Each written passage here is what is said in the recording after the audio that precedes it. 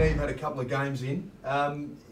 Is the football club what you expected from looking on the outside originally? Everything and a bit more, I reckon. I think the football club's incredibly well led.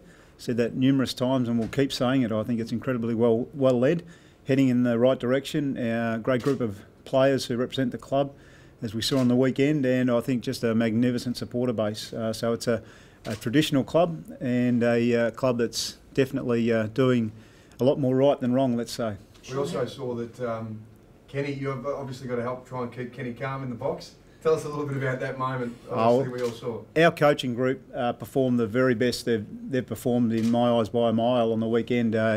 From my short time at the club, they were highly effective. Their messaging, I tracked the messaging over the 4 quarters, and their messaging was incredibly effective to see the trend in the game and to get the right message at the right time. So it's amazing how one little incident gets highlighted all of a sudden.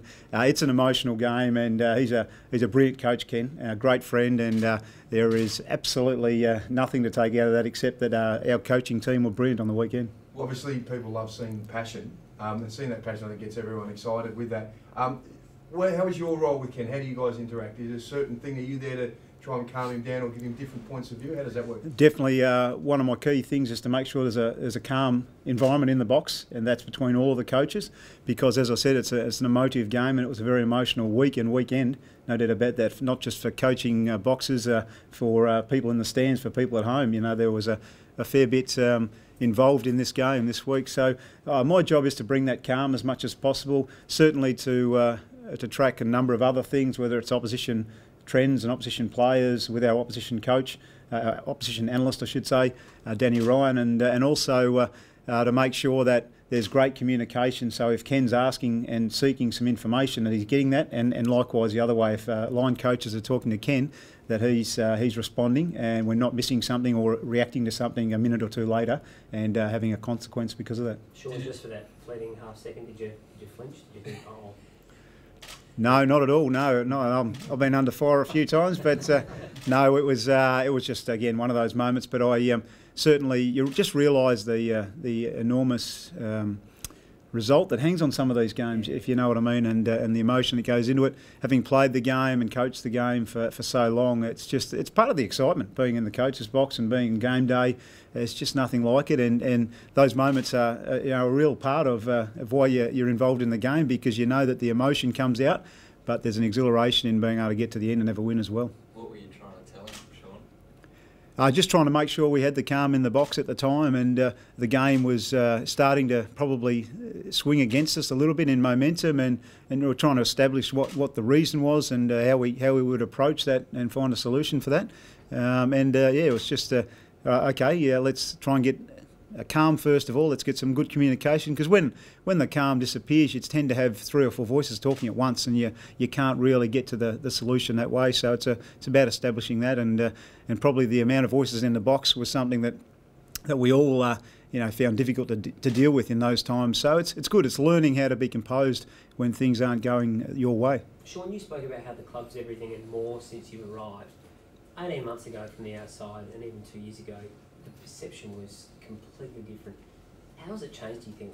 What is it that has been so amazing in the transformation? I think the footy club's become bigger than itself. It's existed, yes, to win premierships for so long and done that brilliantly, but it exists for its community and to make its community proud. And I think that's the reality for me since I've joined Port Adelaide, is they live that. And they lived that through 7 days in preparation, probably longer than that, I must say, much longer than that in preparation for the showdown last week. Every member of this footy club in the administration, the football department, throughout the high performance department, everywhere, was preparing to make sure that we're ready to execute our role as well as we possibly can, and just a brilliant job. And I think the big shift has been the leadership's focus outward, and to say, you know what, we're not just here to play great footy. We want to do that, no doubt about it, but we also want to build a family club where people love being part of, because people love to belong. And they gravitate, yes, to a winner, but they also gravitate to something that means something to their life, I think. And I think Port Adelaide starting to grab a lot more people than just its normal supporter base, and people are liking what our footy club represents. It's only round 2 though, so we've got a lot of work to do to continue to make sure that we execute through every part of our footy club well.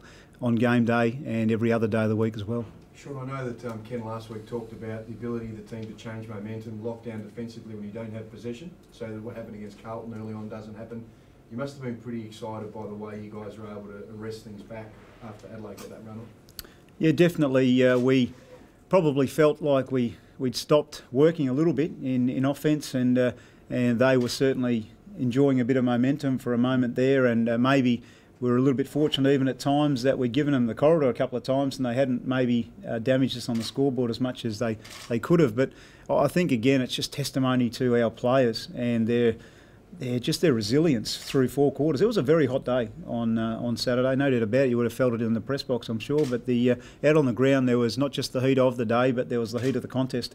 And so the ability then, during the 3rd quarter, to get activated again in offence and to start to run and move the ball like our players did, and then to come home with all barrels firing in the last quarter, and really have enormous momentum, was just a testimony again to, we've talked about it before, we want to play this game hard over 4 quarters. We know there's going to be patches we need to deal with momentum, and it will be against us. It's not an easy game to play, not an easy game to win, but we know that if we can sustain a reasonably consistent effort over 4 quarters, then we will run and run and run until the final siren goes.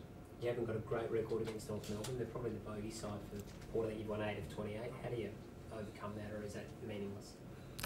Yeah, I think those sorts of historic things are meaningless in a way, because it's always a different team, 2 different teams really. There's never really the same personnel in any given game. It's certainly at a ground that we've played well at, and recently, and our players are confident.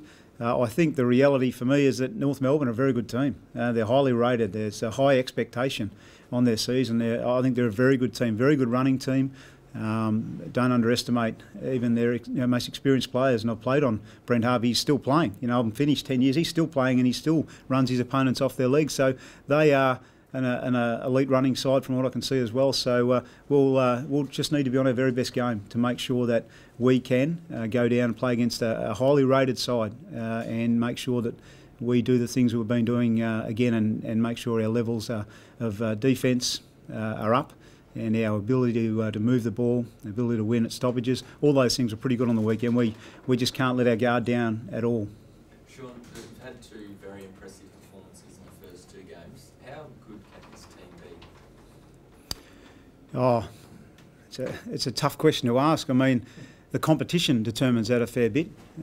What happens when you do win is teams continue to work on what you're doing and work out how to counteract that. So the reality is that we will continually face methods that teams will bring against us as we bring against other teams. You do your homework, all of a sudden you say this is the way we need to play against this opposition, and we'll continue to have that ourselves as we'll search for against our opposition. So in terms of anything looking long term, you just can't do that in this game, because the momentum of wins can swing week to week, and that is why the whole old cliche, it's a week at a time, just keeps getting rolled out. As much as it's easy to roll it out, it's reality for us in clubland that it doesn't get past there, because things can change very, very quickly in this game.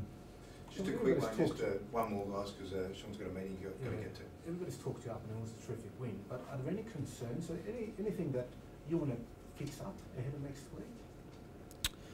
I think probably just the ability to continue to make sure we play the way we want to play. As I said, we probably got a little bit slack in offence for a moment there, and again, it was a hot day. There was probably reasons for that.